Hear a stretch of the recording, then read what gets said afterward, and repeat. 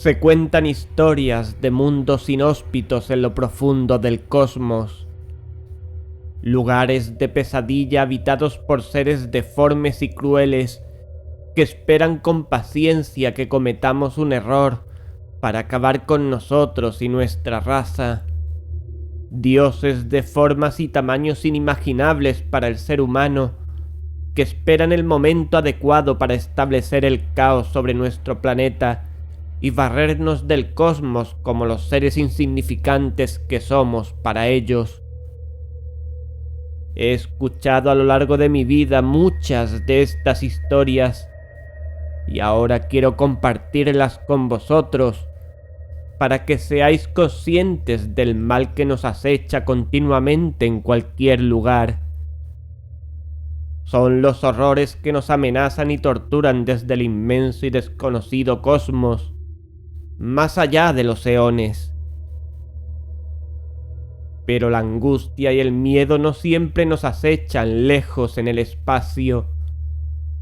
Nuestra naturaleza en sí misma es origen de atrocidades y espantos indeciblemente crueles y horripilantes.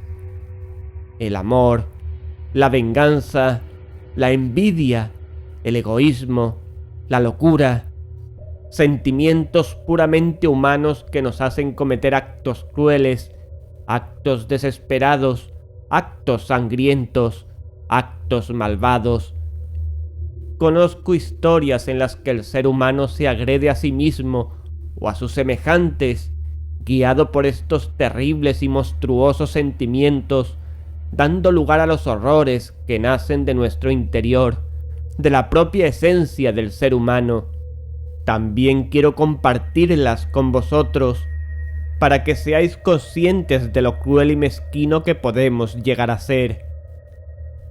Vivimos en un mundo de horror global, en el que constantemente nos amenazan terribles y espantosas fuerzas provenientes del cosmos desconocido o la propia naturaleza del ser humano. Si os atrevéis a escuchar las historias que os contaré, al menos sabréis a qué enfrentaros o cómo hacerlo. Veo que estáis dispuestos, y eso me alegra mucho, porque no hay bien más preciado en este mundo que el conocimiento. Ha llegado el momento que tanto deseamos. La oscuridad absoluta nos rodea. El silencio, un escalofrío de origen desconocido, os recorre la espalda sin saber por qué. En este preciso momento se acercan. Son ellas. ¡Rápido! Coged la caja de cerillas que tenéis a vuestro lado. ¡Encendedla! ¿Las veis? ¿Las sentís? Sí. Son las historias que viviremos juntos, a la luz de una vela.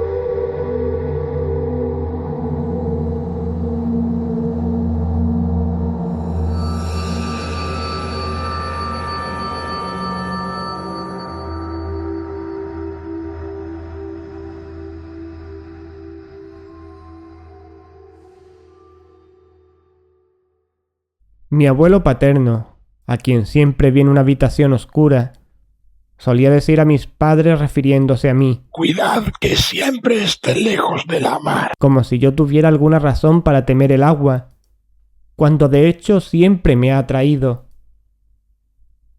Como se sabe, los que nacen bajo uno de los signos acuáticos, el mío es Piscis, sienten una natural predilección por el agua. También se dice que poseen ciertos dones psíquicos, pero esta es otra cuestión.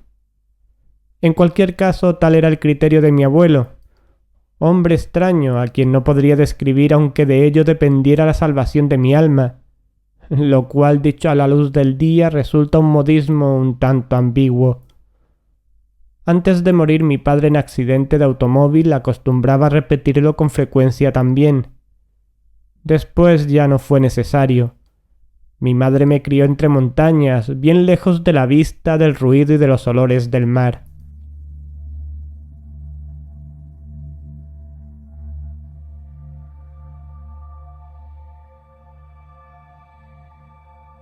Pero tarde o temprano sucede lo que tiene que suceder. Me encontraba estudiando en una universidad del Medio Oeste cuando murió mi madre. Una semana después murió también mi tío Silvan, dejándome todo cuanto poseía. Yo no había llegado a conocerle.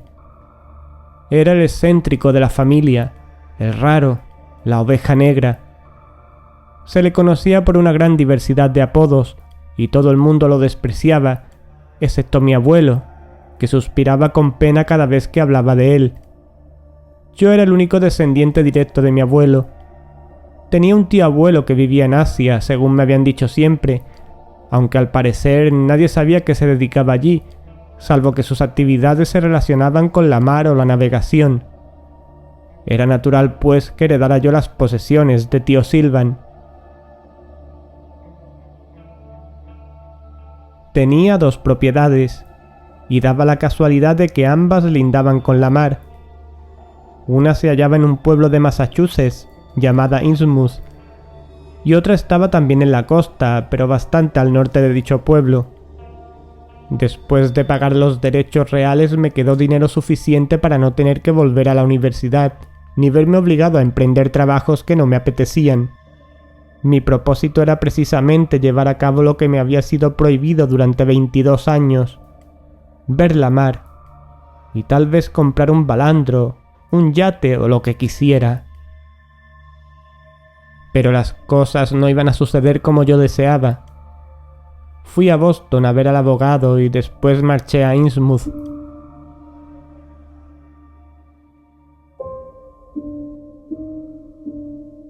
Me pareció un pueblo extraño.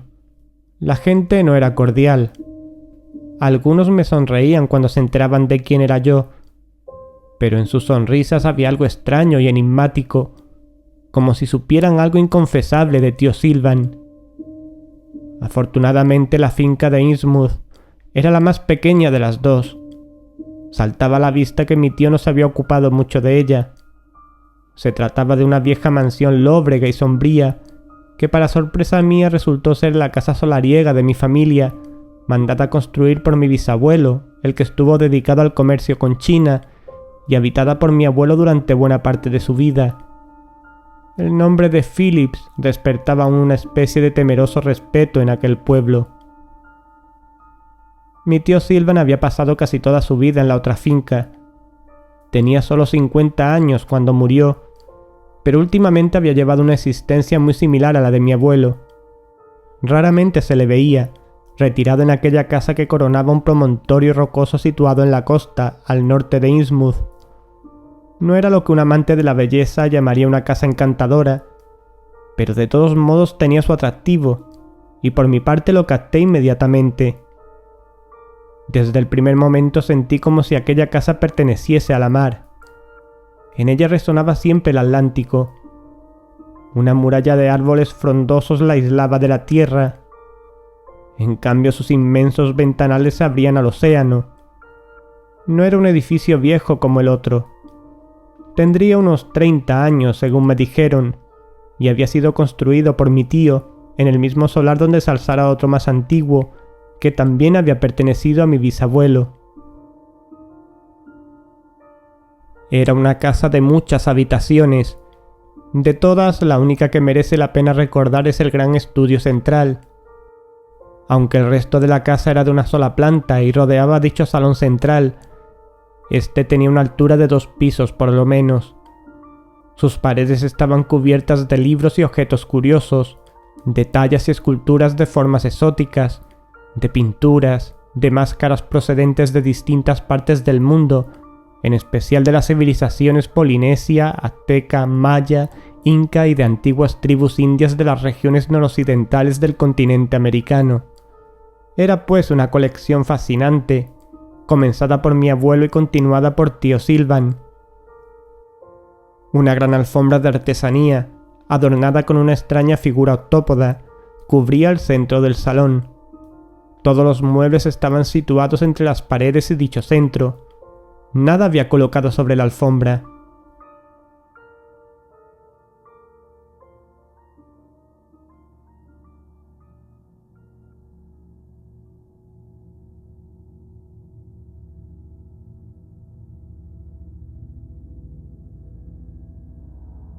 Por lo demás, se observaba un extraño simbolismo en la decoración de la casa, tejido en las alfombras, también en la que ocupaba el centro del estudio, en los cortinajes y los entrepaños. Se repetía un motivo ornamental que parecía como un sello singularmente sorprendente.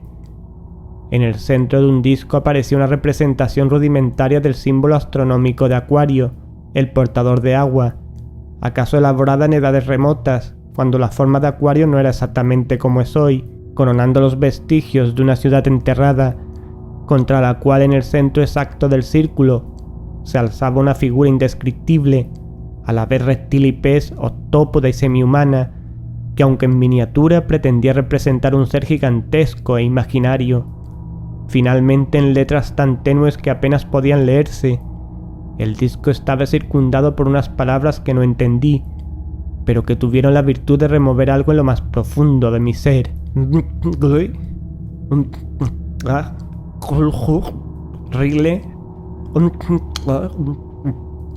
No me pareció extraño en absoluto que este curioso dibujo ejerciera sobre mí la más grande atracción desde el primer momento, aunque no entendiese su significado hasta más tarde. Igualmente inexplicable era el imperioso hechizo de la mar.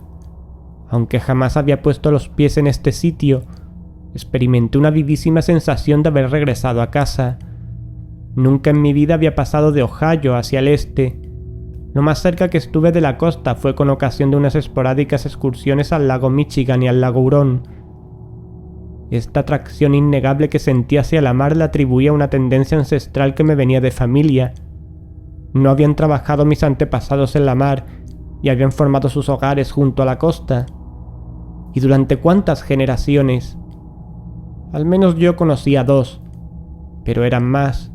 Generación tras generación todos habían sido navegantes, hasta que por lo visto sucedió algo que determinó a mi abuelo a irse a vivir tierra adentro y apartarse de la mar en lo sucesivo, obligando a los demás a hacer lo mismo. Hablo de esto porque su significado se me hizo manifiesto a la luz de lo que sucedió después, y quiero dejar constancia antes de que llegue la hora de reunirme con los míos. La casa y la mar me atraían. Ambas constituían mi hogar. Incluso esta palabra cobraba más sentido en ellas que en la morada que tan felizmente compartiera con mis padres unos años antes. Era muy extraño. No obstante, y esto era más extraño aún, no me lo parecía a mí. Al contrario, me resultaba lo más natural, y no me pregunté el por qué. Al principio no contaba con elementos de juicio para saber qué clase de hombre había sido mi tío Silvan. Encontré un retrato suyo bastante antiguo, hecho sin duda por algún aficionado a la fotografía. Representaba a un joven tremendamente serio, de unos 20 años de edad, que aun no careciendo de cierto atractivo podía resultar desagradable a mucha gente, ya que su rostro sugería algo vagamente inhumano. Tal vez esta impresión provenía de su nariz un tanto aplastada, de su boca enorme, o de sus ojos extrañamente saltones de basilisco. No encontré fotografías suyas más recientes, pero conocí a algunas personas que se acordaban de él, de cuando iba a Innsmouth a pie o en coche a hacer sus compras. Me enteré de esto un día en la tienda de Asa Clark, donde fui a comprar provisiones para la semana. ¿Es usted de los Phillips? Sí, así es. Ah, hijo de Sylvan. Mi tío no llegó a casarse. Ya, eso decía él. Entonces será usted hijo de Jared. ¿Cómo está su padre? Ha muerto. También, ¿eh? Era el último de su generación, ¿verdad?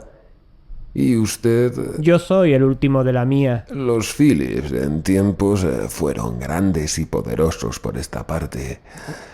Una familia muy antigua, pero usted lo sabe mejor que yo. No, la verdad es que no. He venido por la muerte de mi tío Sylvan, y es la primera vez que vengo a Innsmouth. No sé mucho de mis antepasados. ¿Es posible? Me miró un instante casi con incredulidad. Bueno, los Phillips son tan antiguos como los Mars. Las dos familias formaban una sociedad hace muchos años. Comerciaban con China. Los fletes salían de aquí y de Boston con destino a Oriente. Japón, China, las islas, y de allí traían... Aquí se detuvo. Su rostro palideció ligeramente y luego se encogió de hombros. Muchas cosas. Muchas. Se va a quedar por aquí, ¿verdad? Sí, creo que me quedaré una buena temporada. He heredado la residencia de mi tío y ya estoy viviendo en ella. Precisamente ahora andaba buscando personal de servicio.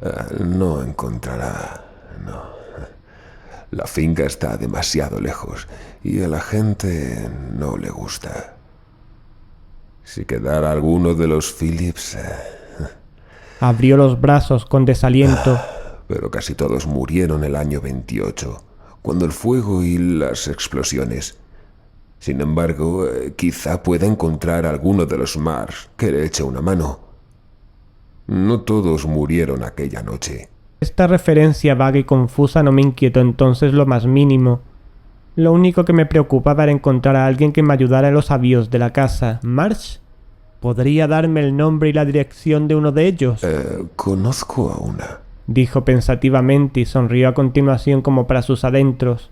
Así conocí a Ada March.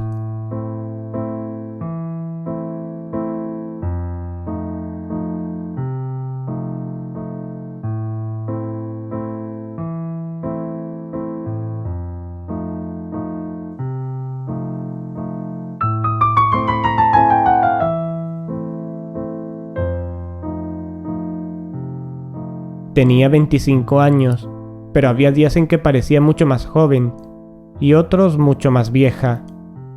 Fui a la casa, la encontré y le pedí que viniera a trabajar para mí. Resultó que tenía automóvil, un Ford viejísimo de modelo T, y que podía ir y volver. Además, la perspectiva de trabajar en lo que llamaba ella el refugio de Sylvan pareció atraerla. En verdad se mostró casi ansiosa por entrar a mi servicio, y me prometió que iría a casa aquel mismo día si me hacía falta.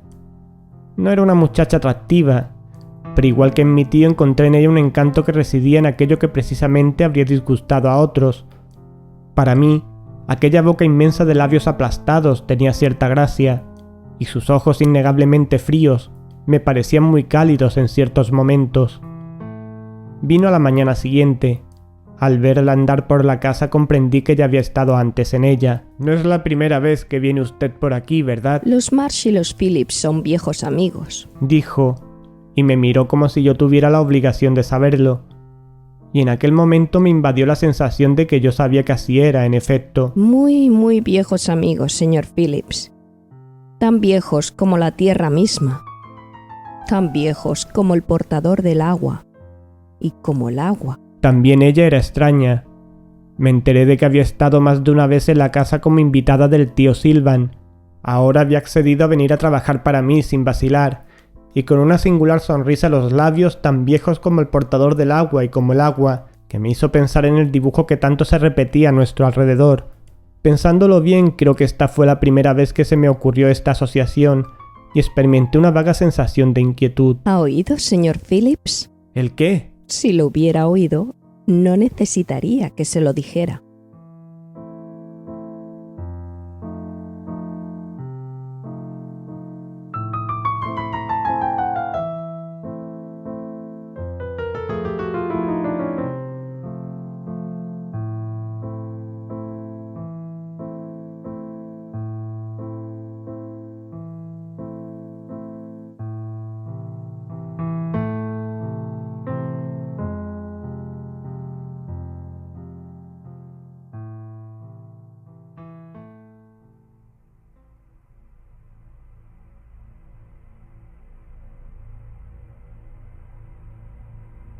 pero su verdadero propósito no era trabajar para mí. Lo que ella quería era tener acceso a la casa.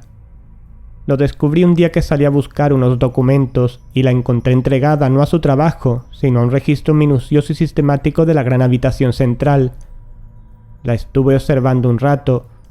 Cogía los libros y los hojeaba, separaba cuidadosamente los cuadros de las paredes, levantaba las esculturas de las estanterías. En una palabra, registraba en todas partes donde pudiese haber algo escondido. Volví a salir, di un portazo y cuando entré de nuevo en el estudio, la vi dedicada a quitar el polvo, como si nunca hubiera hecho otra cosa. Mi primer impulso fue decírselo, pero pensé que sería mejor callar. Si buscaba algo, quizá lo encontrara yo antes que ella. Así que no le dije nada, y cuando se fue aquella noche empecé a registrar por donde ella lo había dejado. No sabía lo que buscaba, pero sí su tamaño sobre poco más o menos, a juzgar por los sitios donde la había visto mirar. Debía de ser algo delgado, pequeño, no más grande que un libro. Sería un libro, precisamente. Aquella noche me repetí cientos de veces esa misma pregunta. Como es natural, no encontré nada, a pesar de que estuve buscando hasta medianoche. Lo dejé estar rendido de cansancio, pero satisfecho. Había registrado mucho más de lo que Ada registraría la mañana siguiente. Me senté a descansar en una de las mullidas butacas alineadas junto a la pared en aquella misma estancia, y entonces sufrí mi primera alucinación. La llamo así a falta de otra palabra mejor y más precisa. Me había quedado algo adormilado cuando oí un ruido semejante a la apagada respiración de una bestia de grandes proporciones.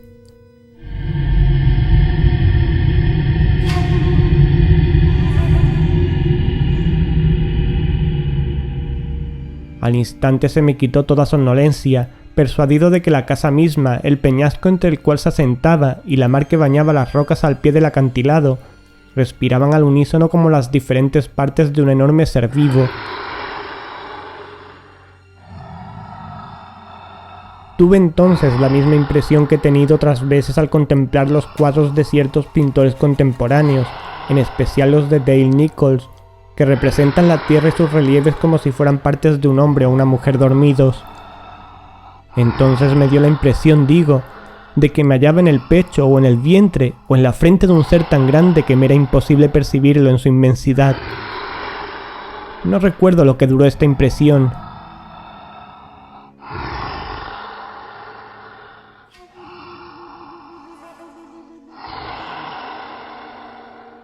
Pensé en la pregunta de Ada March.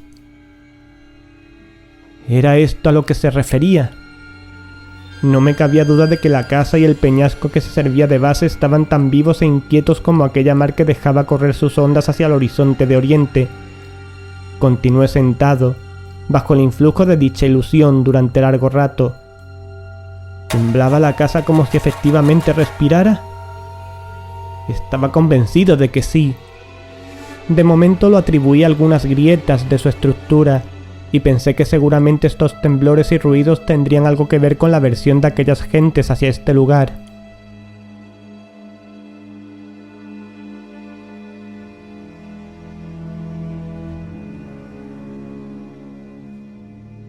Al tercer día abordé a Ada March en pleno registro. ¿Qué busca usted, Ada? Ella me miró con sumo candor. Debió comprender que ya la había visto registrar anteriormente. Su tío investigaba algo, y yo he creído que a lo mejor había descubierto lo que buscaba. A mí también me interesa. Y quizá a usted. Usted es como nosotros. Es uno de los nuestros. Como los Marsh y los Phillips de antes. ¿Y qué es lo que busca? Puede ser un cuaderno de notas, un diario, unos papeles. Su tío me dijo muy poca cosa, pero yo lo sé. Se iba muy a menudo y a veces estaba ausente durante largas temporadas. ¿A dónde? Tal vez había alcanzado su objetivo, porque jamás se iba por carretera. Tal vez pueda averiguarlo yo. Usted no tiene idea. Usted es como un forastero. ¿Pero me podría usted explicar algo? No. Nadie se atrevería a hablar de eso a una persona demasiado joven para comprender. No, señor Phillips. No le diré nada. No está usted preparado. Aquello me hirió. Me sentí ofendido. Sin embargo, no quise despedirla. Su actitud era como de desafío. 2 días más tarde di con lo que buscaba Ada.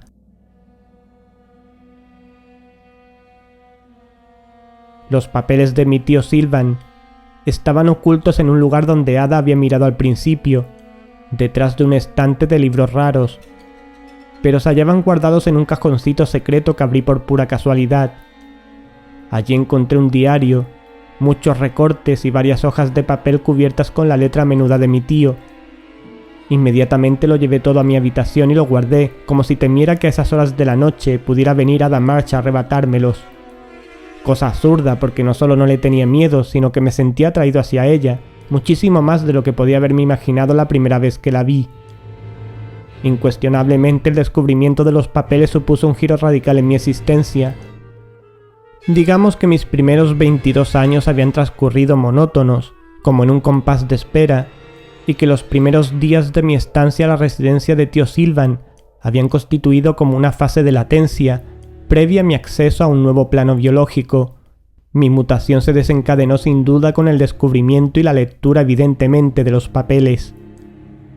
Pero del primer párrafo donde se posaron mis ojos no entendí ni una palabra. Plataforma cont.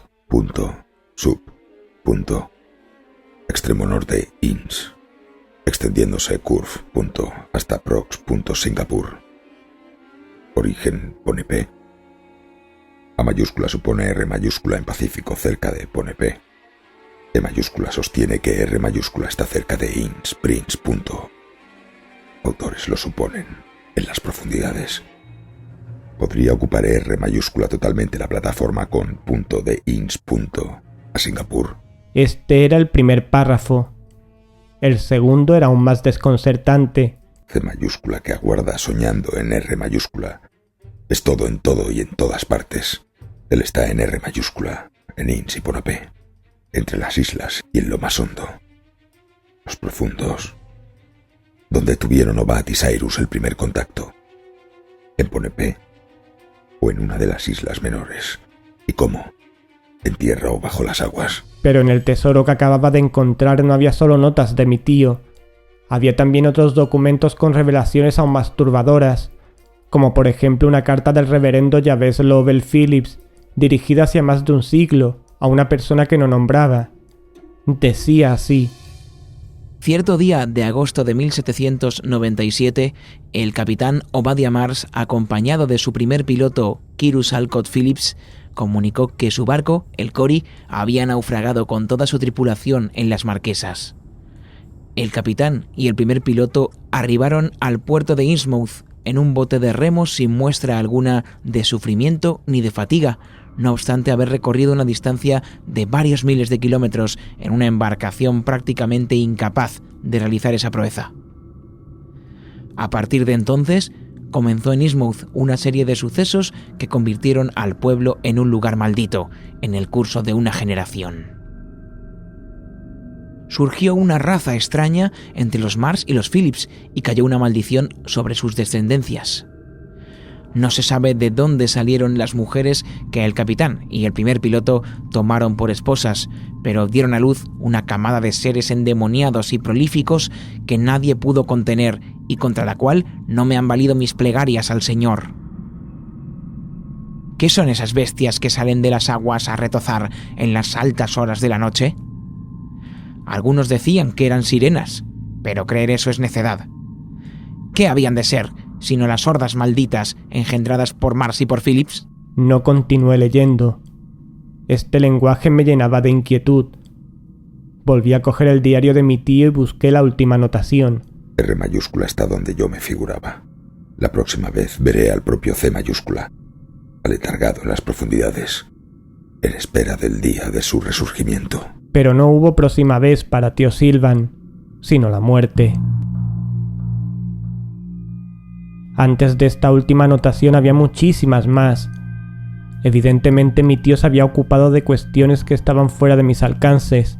Hablaba de Kulhu y Rile, de Hastur y Yoigor, de Chub-Nigurath y Yog-Sothoth, de la meseta de Leng, de los fragmentos de Sussex, del Necronomicon, de la Galería de Marsh, del abominable hombre de las nieves, pero de lo que hablaba con más frecuencia era de Riley, del Gran Kulhu, el R. y el C. de sus papeles, y de la búsqueda que él había llevado a cabo, la cual, como bien se deducía de sus escritos, tenía por objeto descubrir los refugios de esos seres, o los seres que se refugiaban en esos refugios, que yo apenas si lograba distinguir los unos de los otros, según la forma con que él anotaba sus ideas. Desde luego sus notas estaban redactadas para su uso personal, de forma que solo él las entendería. Yo no tenía ningún marco de referencia al que poder recurrir. Entre los documentos encontré también un mapa trazado con tosquedad por alguna mano más antigua que la de mi tío Sylvan, a juzgar por lo viejo y arrugado del papel. Este mapa me fascinaba, a pesar de no tener idea exacta de su importancia ni utilidad. Era una representación desmañada del mundo, pero no del mundo que conocía yo, no del mundo de los atlas geográficos, sino más bien de un mundo que solo había existido en la imaginación de quien lo había trazado.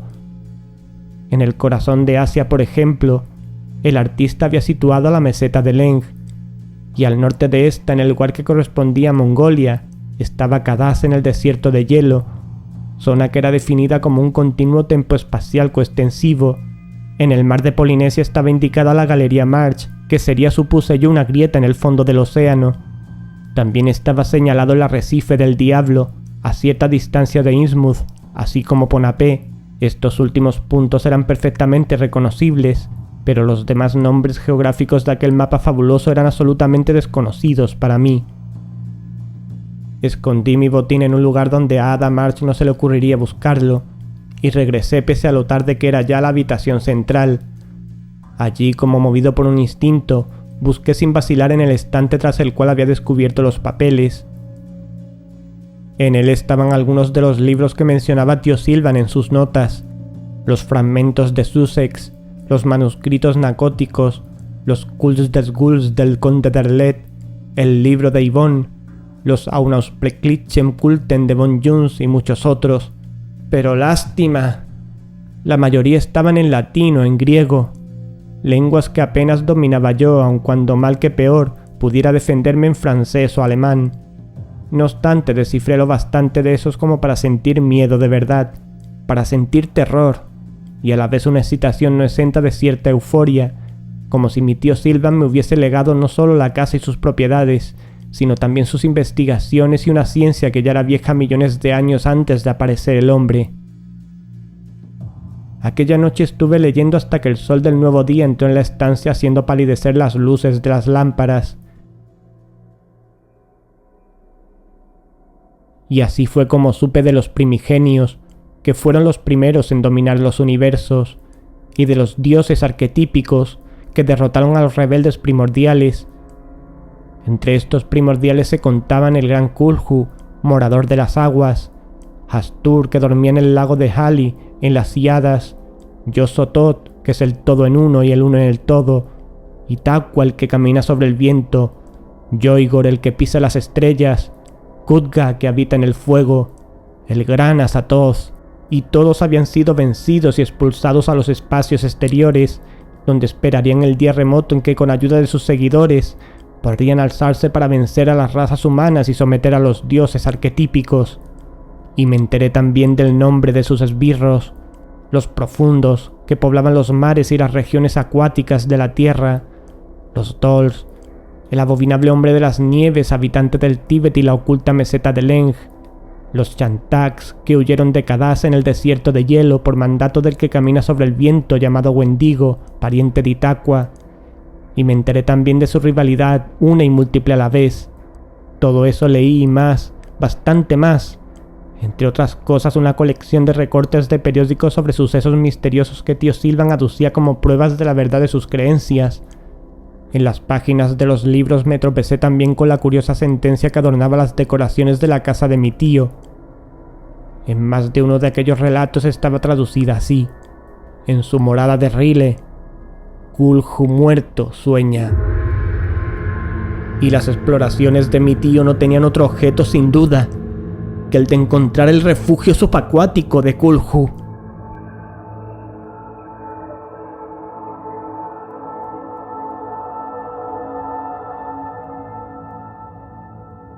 A la fría luz de la madrugada me esforcé por criticar mis propias conclusiones.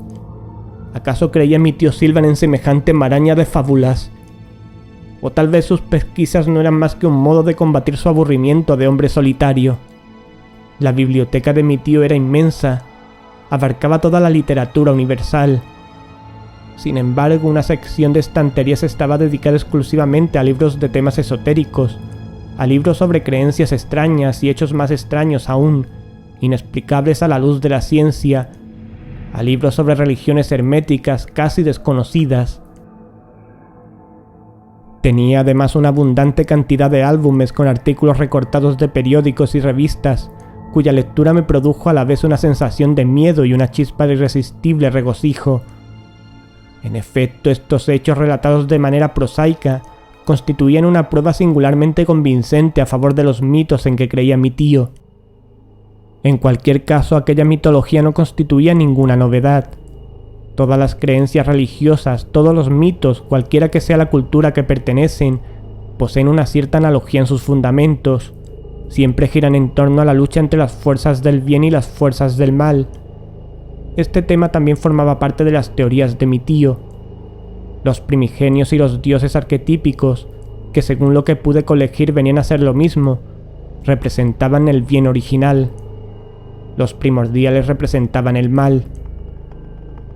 Como sucede en muchas religiones, apenas se nombraba a los dioses benefactores, en este caso a los dioses arquetípicos.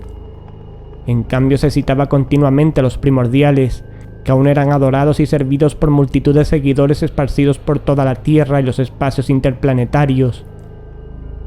Los primordiales no solo combatían a los dioses arquetípicos, sino que luchaban también entre sí en un empeño supremo por la dominación final.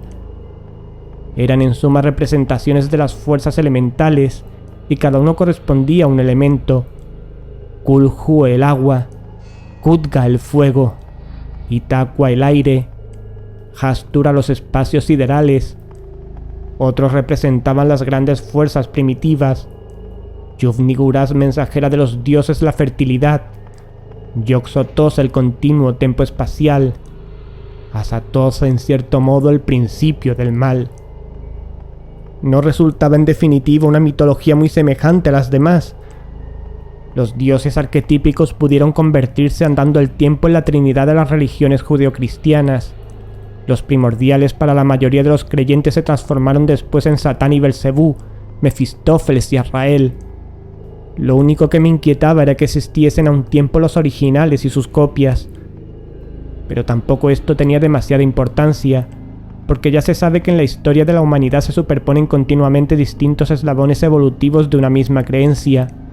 Más aún, había ciertos datos que permitían suponer que los mitos de Kulhu eran muy anteriores no solo al cristianismo, sino incluso a las creencias de la antigua China y de los albores de la humanidad, habiendo logrado sobrevivir en determinadas regiones de la Tierra, entre los Chocho del Tíbet y los Yeti de las altas mesetas de Asia, así como entre ciertos seres extraños que habitaban en la mar, conocidos como los profundos, híbridos anfibios, nacidos de antiguos apareamientos entre humanoides y batracios, o producto quizá de ciertas mutaciones aparecidas en el curso de la evolución humana. Tales mitos habían sobrevivido igualmente de manera reconocible en determinados símbolos religiosos muy posteriores, en Quetzal y otros dioses aztecas, mayas e incas, en los ídolos de la isla de Pascua, en las máscaras ceremoniales de los polinesios y los indios americanos de la costa noroccidental, donde aún persistían con motivos ornamentales, formas tentaculares y octópodas, análogas a la que simbolizaba a Kulhu.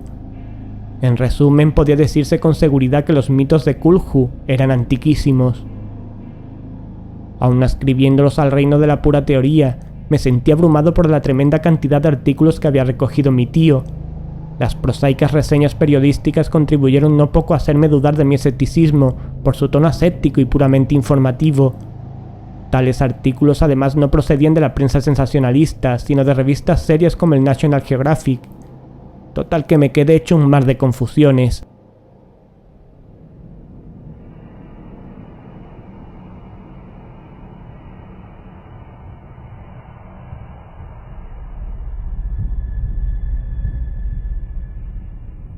¿Qué pudo haberle pasado a Johansen con su barco Emma, sino lo que él mismo declaró? ¿Acaso cabía otra explicación?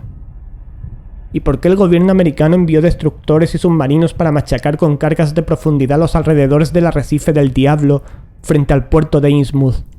¿Y por qué la policía detuvo a tantos vecinos de Innsmouth a quienes no se volvió a ver nunca más? Y el incendio que se declaró por toda la comarca costera, acabando con muchos otros. ¿Cómo explicar todo esto si no era cierto que se habían descubierto extraños ritos entre gentes de Innsmouth que mantenían relaciones diabólicas con ciertos seres que habitaban en la mar, a las cuales se les veía en el arrecife del Diablo durante la noche? ¿Y qué le sucedió a Wilmars en la montañosa comarca de Vermont, cuando en el curso de sus investigaciones acerca de los cultos a los arcaicos se acercó demasiado a la verdad? ¿Y qué fue de todos los escritores que habían tomado el asunto como pura ficción?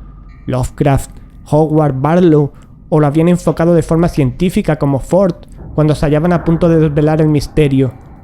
Murieron o desaparecieron como Wilmars, y casi todos de muerte prematura cuando todavía eran jóvenes. Mi tío tenía sus obras, aunque de todos ellos, solo Lovecraft y Ford las habían publicado en forma de libro. Los leí, y lo que decían me inquietó aún más, porque me pareció que las fantasías de Howard Phillips Lovecraft se hallaban tan cerca de la verdad como los hechos, tan inexplicables para la ciencia, recogidos por Charles Ford.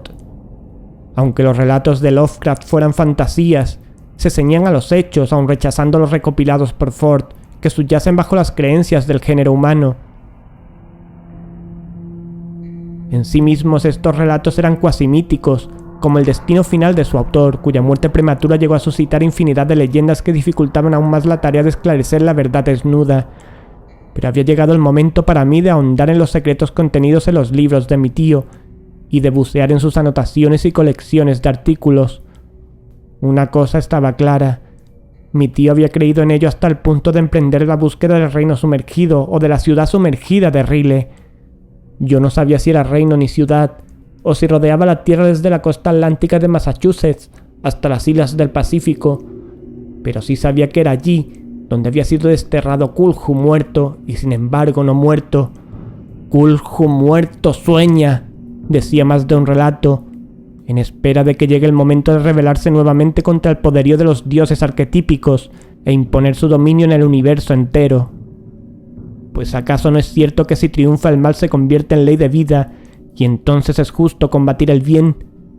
¿Acaso no es la mayoría la que impone la norma, y que en ella no cabe lo anormal, o como dice la humanidad, el mal, lo abominable? Mi tío había buscado Ryle, y había descrito sus investigaciones de manera sobrecogedora. Había descendido a las profundidades del Atlántico, desde esta casa suya que se asoma a la costa, hasta el arrecife del Diablo y aún más allá, pero no decía qué medios había empleado. Había utilizado un equipo de buzo, ¿acaso una batisfera? Por la casa no descubrí el menor rastro de aparatos de sumersión. Sus largas ausencias, por otra parte, se debían a estas exploraciones, y con todo no citaba en absoluto sus aparatos, ni estos habían aparecido entre sus bienes.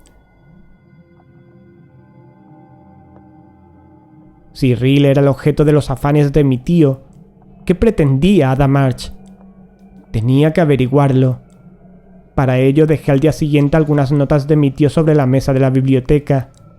Me las arreglé para poder vigilarla en el momento en que las descubriera. Su reacción no dejó lugar a dudas. Lo que ella buscaba era lo que yo había encontrado. Ada March conocía la existencia de estos papeles. ¿Pero cómo? Entré. Antes de que pudiera abrir la boca me abordó. Los ha descubierto. ¿Cómo sabía usted que existían? Porque conocía sus trabajos. ¿Su búsqueda? Afirmó con la cabeza. No es posible que crea usted en esas cosas. Cuidado que es usted estúpido. ¿No le dijeron nada a sus padres? ¿Ni su abuelo? ¿Cómo ha podido vivir en la ignorancia? Se acercó a mí y me arrojó los papeles.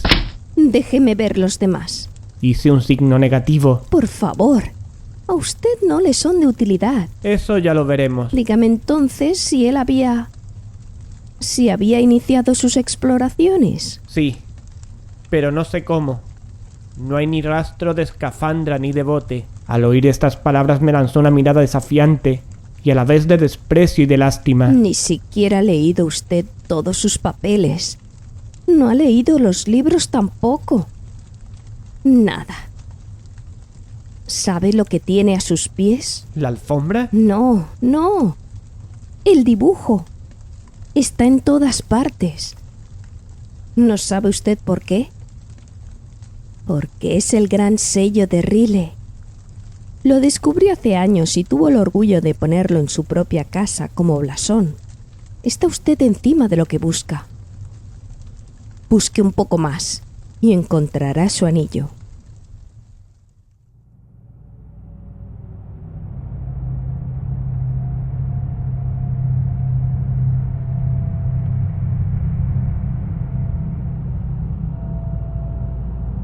Después de marcharse Ada March, volví a los escritos de mi tío. No los dejé hasta mucho después de medianoche, cuando los hube leído casi todos, algunos de ellos con especial atención. Me resultaba difícil creer aquello, a pesar de que mi tío no solo lo había escrito íntimamente convencido de su veracidad, sino que además parecía haber tomado parte en algunos de los hechos que describía. Desde temprana edad se había dedicado a la búsqueda del reino sumergido y había profesado una abierta devoción a Cthulhu. Lo más escalofriante era que en sus anotaciones figuraban veladas alusiones a ciertos encuentros, que unas veces tuvieron lugar en las profundidades del océano y otras en las calles de Arkham, ciudad envuelta en misteriosas leyendas, cuyos tejados y buhardillas se alzan tierra adentro a orillas del río Miskatonic, ya cerca de Innsmouth y Dunwich. Al parecer los ciudadanos de Arkham, que según algunos no eran enteramente humanos, creían lo mismo que mi tío, y como él se habían vinculado a ese mito que resucitaba de un pasado remoto.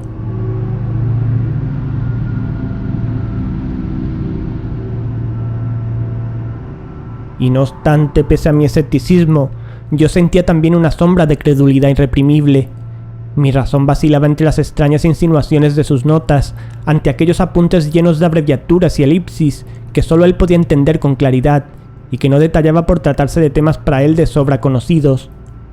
Así aludía a las bodas profanas de Obadiah March y otros 3, quizá algún Phillips entre ellos, al descubrimiento de unas fotografías de algunas mujeres de la familia March, la viuda de Obadiah, de rostro singularmente aplastado, piel excesivamente morena, boca enorme y labios finos, y sus hijas, que casi todas habían salido a la madre.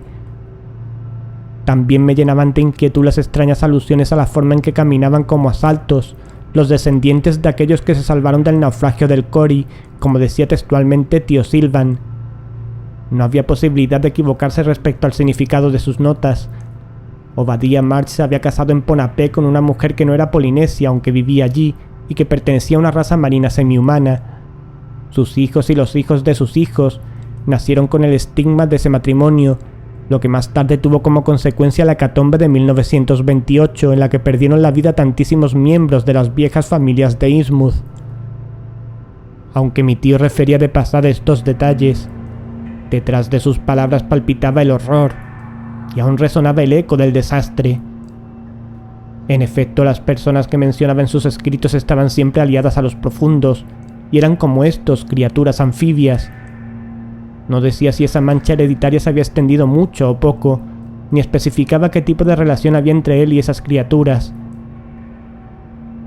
Ni el capitán Obadiah March, ni Cyrus Phillips, ni tampoco los otros 2 tripulantes que se habían quedado en Ponape, poseían los rasgos típicos de sus mujeres y sus hijos, pero era imposible averiguar si el estigma se mantenía después de la primera generación. ¿Se refirió a eso Ada March cuando me dijo «usted es de los nuestros»? ¿O aludía a un secreto más sombrío todavía? Probablemente la aversión que sentía mi abuela a la mar era debido a que conocía las hazañas de su padre. Al menos él había conseguido eludir su tenebroso destino hereditario. Pero los escritos de mi tío eran por una parte demasiado vagos para poder sacar una idea coherente de todo el asunto, y por otra demasiado ingenuos para convencer plenamente. Lo que más me inquietó desde el primer momento fueron sus repetidas alusiones a que su casa era un abrigo, un punto de contacto, un acceso a lo que está debajo. En sus primeras anotaciones encontró también frecuentes consideraciones sobre la respiración de la casa y de la punta rocosa sobre la cual se elevaba, pero más adelante no volvió a hacer ninguna otra referencia a estas cuestiones. Sus notas eran oscuras y difíciles, tremendas y maravillosas. Me llenaban de terror, y a la vez de una colérica incredulidad mezclada contradictoriamente a un vivo deseo de creer y de saber. Indagué por todas partes, pero sin resultado. La gente de Innsmouth era recelosa. Algunas personas me esquivaban declaradamente, otras cambiaban de hacer al verme venir.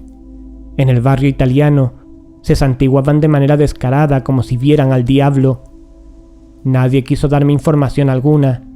Tampoco pude hacer uso de libros y crónicas locales en la biblioteca pública porque, según me dijo el bibliotecario, habían sido confiscados en su mayoría por el gobierno a raíz del incendio y las explosiones de 1928. Busqué en otras partes. En Arkham y Dunwich conocí secretos aún más sombríos. En la gran biblioteca de la Universidad de Miskatonic descubrí por fin la fuente y origen de todos los libros de saber oculto, el casi mítico Necronomicon del árabe loco Abdul al-Harret, libro que solo me fue permitido manejar bajo la estrecha vigilancia de un auxiliar bibliotecario. Unas 2 semanas después de haber descubierto los papeles de mi tío encontré la sortija. La encontré donde menos habría imaginado, y sin embargo era un sitio bien lógico, en un paquete de objetos personales remitido por la empresa de pompas fúnebres que estaba guardado en un cajón del escritorio. El anillo era de plata maciza y tenía montada una piedra de color lechoso que parecía una perla aunque no lo era, y en su superficie llevaba grabado el sello de Rile.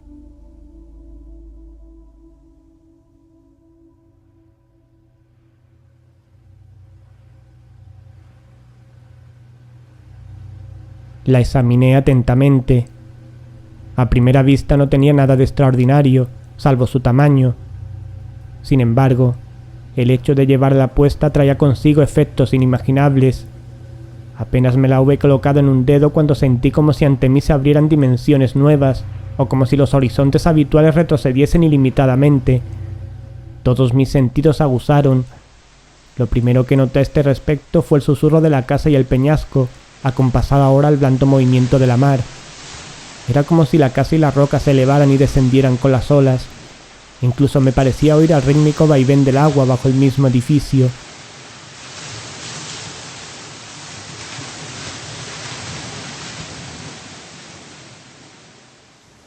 Al mismo tiempo, y tal vez esto tenía mayor importancia, cobré conciencia de un luminoso despertar psíquico. Gracias a la sortija percibí la opresiva existencia de unas fuerzas invisibles incalculablemente poderosas que tenían la casa de mi tío como punto focal. En una palabra, notaba como si yo atrajese las inmensas fuerzas elementales que me rodeaban, como si se precipitasen sobre mí hasta convertirse en una isla azotada por una mar embravecida, batida por un torbellino de huracanes.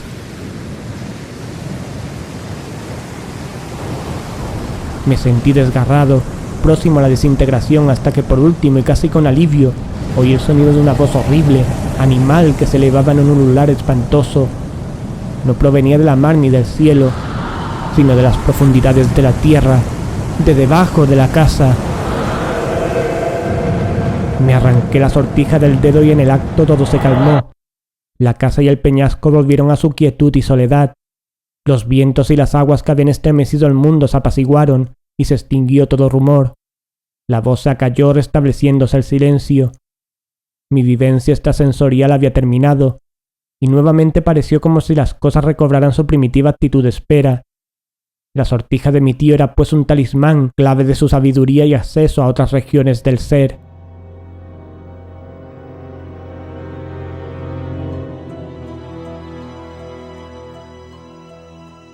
Gracias a la sortija descubrí el camino que había seguido mi tío para llegar a la mar.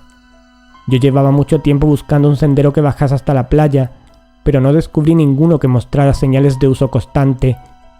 Sin embargo, había algunos caminos que descendían por el declive acantilado. En determinados puntos habían excavado unos peldaños, de forma que se pudiera llegar hasta el borde del agua desde la casa misma, situada en lo alto del promontorio. Pero no había sitio para varar una embarcación, y el agua allí era profunda. En aquel paraje me bañé varias veces, con una sensación de goce casi irracional. Tan grande era el placer que me daba el nadar. Pero había muchas rocas, y la playa quedaba demasiado lejos del promontorio para cubrir la distancia a nado, a menos que se tratara de un buen nadador, como para asombro mío comprobé que era yo.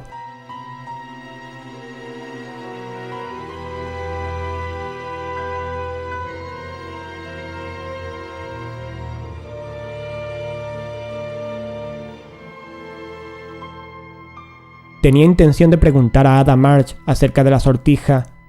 Fue por ella por quien supe de su existencia, pero desde el día en que me negué a cederle los papeles de mi tío no había vuelto a aparecer por la casa. Lo cierto es que a veces la había sorprendido merodeando por los alrededores, o había descubierto su coche estacionado junto a una carretera que pasaba relativamente cerca de mi finca, tierra adentro. Un día fui a Innsmouth a buscarla, pero no estaba en su casa. Al preguntar por ella, la mayoría de la gente me manifestó abierta hostilidad y recelo. En cambio hubo quienes me dirigían curiosas miradas, tímidas aunque llenas de un significado que yo no supe interpretar. Cuando me miraban así, sistemáticamente se trataba de unos tipos mal vestidos y andar bamboleante que vivían en el barrio marinero. De modo que no fue Ada March quien me ayudó a encontrar el camino que llevaba a mi tío hasta la mar.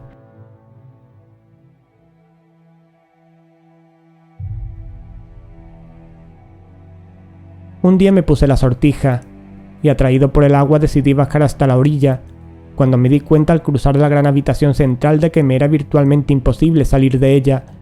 Era como si todo el salón tirase del anillo. Dejé de debatirme al notar que empezaba a manifestarse una gran fuerza psíquica, y me quedé inmóvil, en espera de que ésta me guiara. Así pues, cuando me sentí impulsado hacia cierta figura labrada en madera, singularmente repulsiva, que representaba un híbrido espantoso de batracio y se hallaba fija en un pedestal adosado a una de las paredes del salón, cedí el influjo, me acerqué, la agarré, empujé y tiré de ella, y finalmente traté de hacerla girar a derecha e izquierda. Al moverla hacia la izquierda cedió. Inmediatamente se oyó un crujido de cadenas, un rechinar de mecanismos, y toda la sección del suelo que estaba cubierta por la alfombra con el sello de Rile se levantó como una trampa enorme.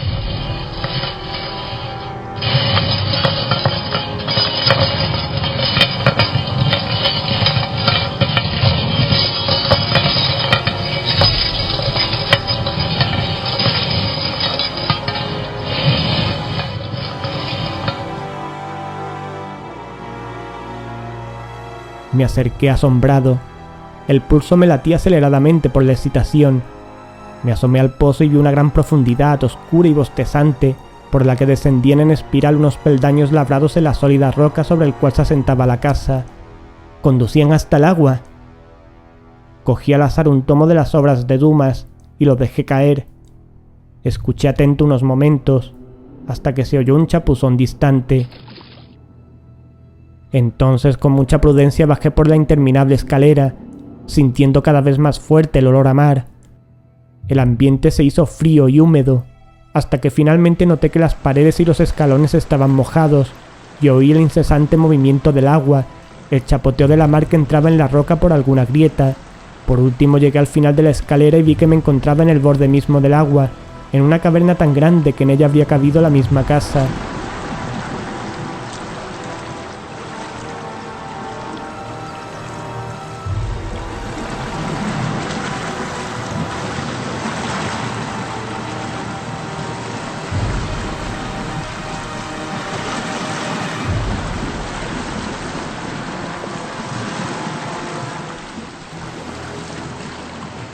Efectivamente, este y no otro era el camino que mi tío había empleado hasta la mar, pero entonces me quedé más desconcertado que nunca. Aquí tampoco había rastro alguno de bote ni de equipo de buceo, sino huellas de pies únicamente. A la luz de las cerillas aún descubrí algo más. Unas señales largas, unos rastros espumajosos, como si algún ser monstruoso hubiese descansado en el piso de la caverna. Me hicieron pensar con la carne de gallina, en las estatuillas y bajorrelieves de Polinesia, del gran salón central, coleccionados por tío Silvan y otras personas de mi familia. No sé el tiempo que permanecí en ese lugar. Allí, al borde del agua, con el sello de Rile en mi dedo, percibí en la profundidad de las aguas un rebullir de vida que provenía no de la misma caverna, sino del exterior, o sea, de la mar abierta, lo que me hizo pensar en la existencia de alguna comunicación. Esta comunicación estaría bajo la superficie, ya que como pude comprobar a la luz de las cerillas, las paredes de la caverna eran de sólidas rocas sin grietas ni hendiduras. Por consiguiente tenía que haber una comunicación con la mar y yo debía encontrarla sin demora. Subí de nuevo las escaleras, cerré la abertura, cogí el coche y salí rápidamente para Boston. Volví ya de noche con una escafandra y una botella de oxígeno, dispuesta a sumergirme al día siguiente. No me quité ya la sortija, y aquella noche soñé con remotas edades de sabiduría, con ciudades que se alzaban en fabulosos rincones de la tierra, la desconocida Antártida, las regiones montañosas del Tíbet, las insondables profundidades del mar. Soñé que me movía entre moradas de fantástica belleza, junto con otros individuos de mi especie.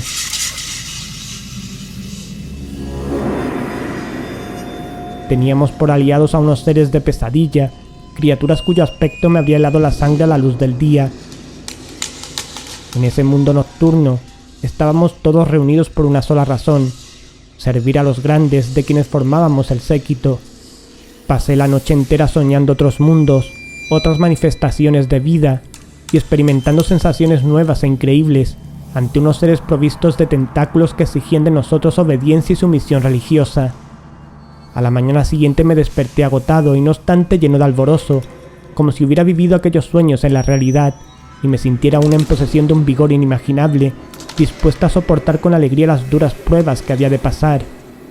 Pero me encontraba en el umbral de un descubrimiento aún mayor. Al atardecer del día siguiente me puse la escafandra y las aletas, me coloqué las botellas de oxígeno y descendí a la caverna. Aún ahora me resulta difícil hablar de lo que me sucedió a continuación sin llenarme de asombro. Me sumergí con mucha precaución en aquellas aguas, busqué el fondo hasta encontrarlo, me orienté hacia el exterior y me adentré por una grieta cuya altura era más del doble que la de una persona. De pronto llegué a su desembocadura, y de allí sin más me lancé al vacío y comencé a descender hacia el fondo del océano, a través de un mundo gris verdoso de rocas y arena, de vegetación acuática que ondeaba y se retorcía bajo la luz difusa de las profundidades. Empecé a sentir la presión del agua, y me pregunté si no sería excesivo el peso de las botellas y la escafandra a la hora de subir. Tal vez me viese obligado a buscar una rampa costera que me ayudara a llegar hasta la orilla, y entonces apenas tendría tiempo para realizar mi inspección. A pesar de todo, continué adelante, alejándome de la costa de Innsmouth en dirección sur. De repente me di cuenta de algo horrible, y es que aun en contra de mi voluntad, avanzaba como atraído por un influjo. Las botellas no tardarían en agotarse y si me alejaba demasiado de la costa, no podría llenarlas antes de regresar. Sin embargo, me era imposible cambiar el rumbo que llevaba mar adentro. Era como si una fuerza me obligara a seguir avanzando, a alejarme invariablemente de la costa, a bajar la suave pendiente que arrancaba del pie de la punta rocosa de la casa en dirección sudeste. Continué en esta dirección sin detenerme, a pesar de sentirme cada vez más sobrecogido por el pánico. Era preciso dar media vuelta, tenía que emprender el camino de regreso. Para nadar hasta la boca de la gruta sería necesario un esfuerzo casi sobrehumano, y ahora que el aire estaba a punto de terminarse, sería casi imposible llegar al pie de la escalera secreta si no volvía inmediatamente. Había algo empero que no me permitía volver. Seguía avanzando como dominado por una voluntad superior que anulaba la mía propia. No tenía alternativa, había de seguir. Cada vez me iba sintiendo más alarmado y más violentamente me debatía entre lo que deseaba y lo que me sentía obligado a hacer. El oxígeno disminuía por segundos, en varias ocasiones me elevé nadando vigorosamente, pero a pesar de que no sentía la fatiga de nadar, en efecto lo hacía casi con milagrosa facilidad. Siempre regresaba al fondo del océano y tomaba nuevamente el mismo rumbo. En una ocasión me detuve a mirar alrededor, traté en vano de escudriñar aquellas profundidades. Me dio la impresión de que me seguía un enorme pez verdoso y pálido, que me hizo pensar en una sirena, porque me pareció verle como una cabellera flotante. Pero poco después se perdió entre las rocas y las tupidas algas de aquel paraje. No me entretuve demasiado, enseguida me sentí forzado a continuar, hasta que por último me di cuenta de que el oxígeno tocaba su fin. Mi respiración se hizo más trabajosa, luché desesperadamente por nadar hacia la superficie, pero lo único que conseguí fue perder el equilibrio y caer por una tremenda grieta que se abría en el fondo del océano. Unos segundos antes de perder el conocimiento, vi de nuevo la sombra del gran pez que me seguía. Se lanzó velozmente sobre mí y noté que unas manos manipulaban mi escafandra y mis botellas. No era un pez ni una sirena. Era el cuerpo desnudo de Ada March, con sus largos cabellos ondeantes, que nadaba con la soltura y facilidad de un habitante del océano. Lo que siguió a esta visión casi de ensueño fue lo más increíble de todo. Casi inconsciente sentí que Ada March me arrancaba la escafandra y las botellas y las arrojaba a la grieta. Luego poco a poco fui recuperando el conocimiento. Ada March me arrastraba con sus dedos fuertes y robustos, nadando no hacia la superficie sino hacia adelante, y descubrí que yo podía nadar con la misma facilidad que ella, y como ella abría y cerraba la boca como si respirara a través del agua. Y así era, en efecto. Sin sospecharlo, poseía un don ancestral que ponía ahora a mi alcance todas las inmensas maravillas de la mar. Podía respirar sin necesidad de salir a la superficie. ¡Era anfibio!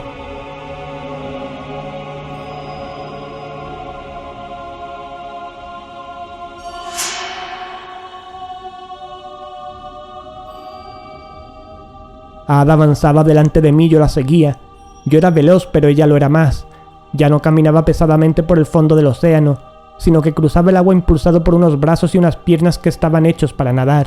Sentí el gozo triunfal e incontenible de moverme libremente en el agua hacia una meta que vislumbraba vagamente. Ada me señalaba el camino, yo la seguía de cerca, mientras allá arriba en el mundo de los hombres el sol se hundía en el ocaso, moría el día, se apagaba el resplandor del horizonte y la luna como una hoz encendía la última luminaria de la tarde. A esa hora subimos a la superficie, a lo largo de una pared rocosa que acaso pertenecía a la costa o a una isla. Cuando salimos a flote vi que estábamos lejos de tierra, junto a un arrecife que emergía de la mar, y desde el cual se podían ver las luces parpadeantes de un puerto lejano. Miré en torno buscando con los ojos a Ada March. La vi a la luz de la luna y me senté en la roca a su lado. Entre nosotros y la costa se balanceaban las sombras de unos botes. Entonces supe dónde estábamos. En el arrecife del diablo frente a Innsmouth, donde una vez, antes de la desastrosa noche de 1928, nuestros antecesores habían confraternizado con sus hermanos de las profundidades. ¿Cómo pudiste ignorarlo? Has estado a punto de morir asfixiado. Si no llego a seguirte... Nunca tuve ocasión de enterarme. ¿Cómo crees que salía tu tío a explorar? ¿Más que así? Lo que buscaba tío Sylvan era lo mismo que buscaba ella. Ahora lo buscaría yo también. Encontraríamos primero el sello de Ryle, y después al que duele mi sueño en las profundidades, el ser cuya llamada había sentido en mí, el gran Kulhu. Ada estaba segura de que Ryle nos hallaba frente a Innsmouth, y para demostrarlo, me condujo de nuevo a las cimas que se abren al pie del arrecife del diablo. Allí me enseñó las grandes construcciones megalíticas, ahora en ruinas como consecuencia de las cargas de profundidad arrojadas en 1928, donde muchos años antes los primeros March y Phillips habían mantenido contacto con los profundos, y nadamos entre las ruinas de la que en tiempos fuera gran ciudad, y entre ellas vi al primero de los profundos, y su visión me llenó de horror. Era una caricatura grotesca de un ser humano en forma de rana. Nadaba con unos movimientos exagerados, idénticos a los de los batracios. Se nos quedó mirando descaradamente con sus ojos abultados sin ningún miedo, pues reconocía en nosotros a sus hermanos del exterior. Seguimos descendiendo entre monolitos, hasta llegar al piso del océano. La destrucción había sido enorme allí. De ese mismo modo habían sido derruidas otras ciudades submarinas, merced al empeño de un reducido número de hombres, determinados a evitar el regreso del gran Kulhu. Después subimos y regresamos a la casa del promontorio, donde Ada había dejado sus ropas. Allí hicimos un pacto que nos uniría mutuamente y proyectamos un viaje a Ponape para continuar nuestra búsqueda.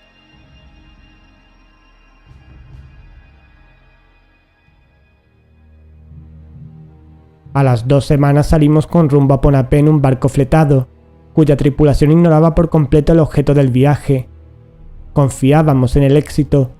Teníamos la esperanza de encontrar lo que buscábamos en alguna de las islas de Polinesia no registradas en las cartas de navegación, y una vez hallado nos uniríamos para siempre con nuestros hermanos de la mar, con los servidores que aguardaban el día de la resurrección, cuando Kulhu, y Hastur, y Yoigor, y Yog-Sothoth se levanten de nuevo para vencer a los dioses arquetípicos en la titánica lucha que ha de venir. En Ponape establecimos nuestro cuartel general. Unas veces partíamos directamente desde allí para investigar, otras zarpábamos en nuestro barco haciendo caso omiso de la curiosidad de los tripulantes. Registramos las aguas y en algunas ocasiones tardamos varios días en volver. Mi metamorfosis no tardó mucho tiempo en completarse. No me atrevo a decir cómo ni de qué nos alimentábamos en aquellas expediciones submarinas. Una vez cayó al agua un gran avión de una línea comercial, pero eso no sucedió más que una sola vez. Baste decir que sobrevivíamos, que hice cosas que solo un año antes me habrían parecido propias de bestias, que únicamente nos impulsaba a seguir adelante la urgencia de nuestra búsqueda y que nada nos importaba sino vivir y alcanzar la meta que nos habíamos propuesto. ¿Cómo describir lo que vimos y pedir después que se me crea? Encontramos las grandes ciudades del fondo oceánico, la más grande de todas, la más antigua se hallaba frente a la costa de Ponapé. En ella pululaban los profundos, y entre las torres y las grandes lajas, entre alminares y cúpulas, paseamos días y días en aquella ciudad sumergida, casi perdida en medio de la vegetación submarina. Allí vimos cómo vivían los profundos, confraternizamos con extraños seres acuáticos, cuyo aspecto general recordaba a los pulpos, luchamos a menudo contra los tiburones, y solo vivimos para servir a aquel cuya llamada se oye en las profundidades, aunque no se sepa dónde yace, y sueña con el día en que haya de volver. Nuestras continuas exploraciones de ciudad en ciudad, de edificio en edificio, siempre a la busca del gran sello bajo el que yace él, transcurrían en un ciclo interminable de días y noches. Seguíamos adelante, animados por la esperanza y la acuciante urgencia de nuestro objetivo, que vislumbrábamos ante nosotros más cercano cada vez. El tiempo transcurría monótono, sin embargo cada día era diferente del anterior, y nadie podía predecir lo que nos acontecería el siguiente. Cierto es que el barco que habíamos fletado no nos resultaba tan cómodo como habíamos pensado, ya que nos veíamos obligados a alejarnos de él en bote y buscar la costa de alguna isla que nos ocultara para sumergirnos surrepticiamente hasta el fondo. Todo esto nos disgustaba. A pesar de las precauciones, los componentes de la tripulación hacían más preguntas cada vez, convencidos de que andábamos detrás de algún tesoro escondido y dispuestos a exigirnos su parte, de modo que se nos hacía difícil evitar sus preguntas y acallar sus crecientes sospechas. 3 meses duraba ya nuestra busca cuando hace 2 días soltamos el ancla frente a una isla de roca negra, deshabitada, bastante apartada de las demás. Carecía de vegetación y su aspecto era yermo y desolado, como si hubiera sido arrasada por un incendio. En efecto, parecía un solo levantamiento geológico de roca basática, que en algún tiempo debió de emerger a gran altura sobre las aguas, pero que sin duda había sufrido intensos bombardeos durante la pasada guerra. Dejamos el barco, dimos la vuelta a la isla negra y nos zambullimos. También allí había una ciudad sumergida, igualmente en ruinas por la acción del enemigo, pero aún en ruinas, la ciudad no estaba deshabitada, y debido a su gran extensión se veían bastantes zonas no dañadas. Y allí, en uno de los enormes edificios monolíticos, en el más grande y más antiguo, descubrimos lo que íbamos buscando. En el centro de una inmensa nave de techo más alto que el de una catedral, había una gran losa en cuya superficie se veía tallada la figura que había servido de modelo a los blasones de la residencia de mi tío, el sello de Rile. Y recogidos ante él oímos un ruido que brotaba de abajo, como el movimiento de un cuerpo tremendo y amorfo, inquieto como la mar, agitado por los sueños.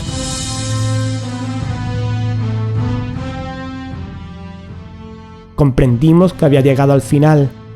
Ahora podríamos dedicar una vida inmortal al servicio de aquel que volverá a levantarse, del que mora en las profundidades, del que sueña en los abismos y cuyos sueños significan el dominio de la tierra y de todos los universos, pues él necesitará de Ada Marsh y de mí para aplacar su indigencia, hasta que suene la hora de su resurrección.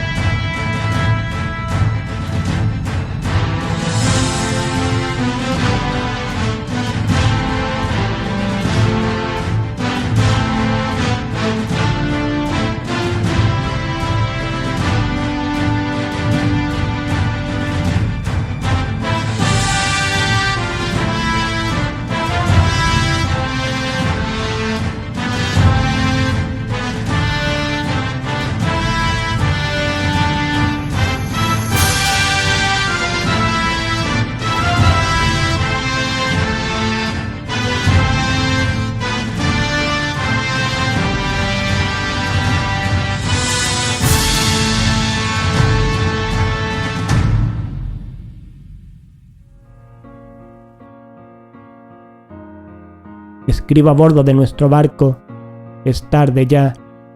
Mañana bajaremos otra vez y buscaremos la forma de levantar el sello. Fueron de verdad los dioses arquetípicos quienes precintaron la morada del Gran Kulhu para impedir su regreso. Y nos atreveremos nosotros a hacer saltar el sello y comparecer ante la presencia del que duerme allí. No estaremos solos, Ada y yo.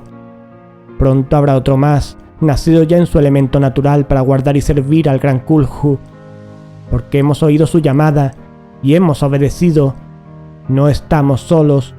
Otros hay que vienen desde todos los rincones del mundo, nacidos también del apareamiento de los hombres con las mujeres del mar. Y pronto las aguas serán nuestras por entero, y después la tierra toda, y más. Y gozaremos del poderío y la gloria para siempre.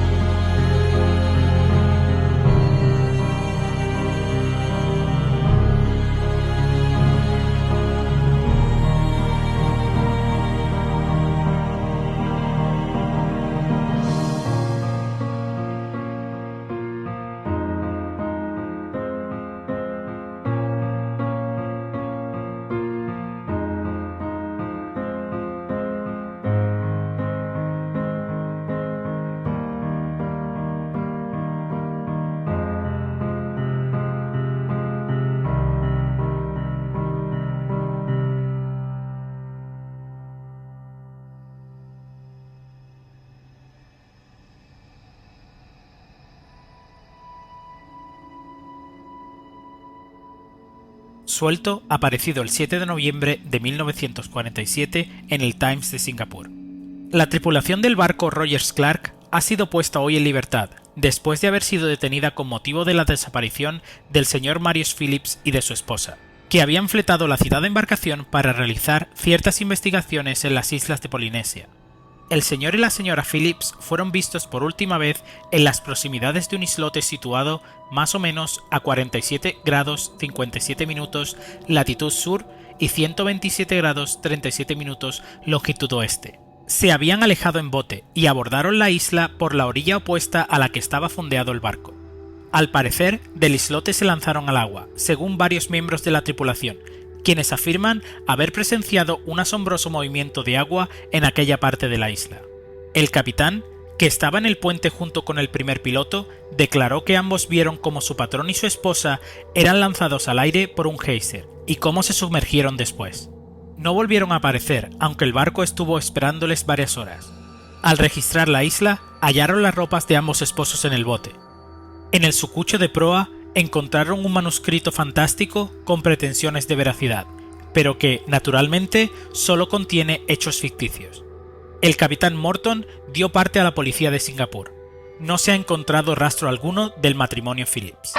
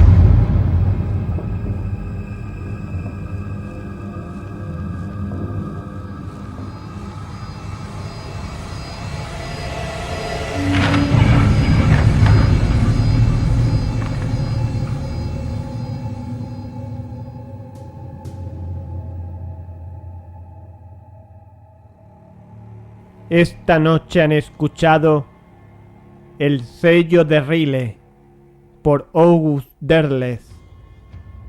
Han intervenido en este relato Miguel Ángel Pulido como Asa Clark, Elena Rubio como Ada March, Antonio Reverte Lucena como narrador, Raúl Lacasa Lázaro como el abuelo. Montaje y masterización Antonio Reverte Lucena. Esta ha sido una producción de Antonio Reverte Lucena para el programa A la luz de una vela. Antonio Reverte Lucena 2014.